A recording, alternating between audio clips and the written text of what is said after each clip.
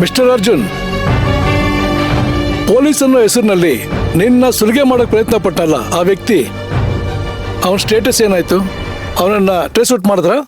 ಹುಡುಕ್ತಾ ಇದೀವಿ your honour, ಇನ್ನೂ ಸಿಕ್ಕಿಲ್ಲ. ಆದ್ರೆ ಕೆಲವೊಂದಷ್ಟು ಕ್ಲೂಸ್ಗಳು ಸಿಕ್ಕಿವೆ.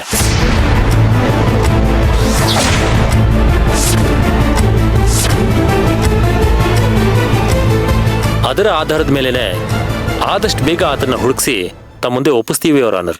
ಲೇಟ್ ಮಾಡ್ತಿದ್ದೀರಲ್ಲಪ್ಪ. ಇವ್ರು ನೋಡಿದ್ರೆ ತುದಿ ಕಾಲಲ್ಲಿ ನಿಂತವ್ರೆ ಡೈವರ್ಸ್ ಕೊಡ್ಲೇಬೇಕು ಅಂತ. ನಿಮಗೆ ತೊಂದರೆ ಆಗುತ್ತೆ. ಯುವರ್ ಆನರ್, ಆ ವ್ಯಕ್ತಿ ಹಿಂದೆ ಏನೋ ಸತ್ಯ ಅಡಗಿದೆ. ಅದಕ್ಕೆ ಒಂದು ಆತ ತಲೆ ಮರೆಸ್ಕೊಂಡಿದ್ದಾನೆ ಅಥವಾ ಆತನಿಗೆ ಯಾರೋ ಅಪಾಯ ಮಾಡಿದ್ದಾರೆ ಯುವರ್ ಆನರ್.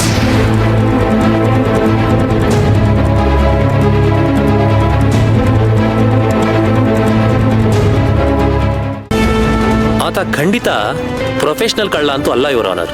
ಅದ್ಯಾಗ್ರೆ ಹೇಳ್ತೀರಾ?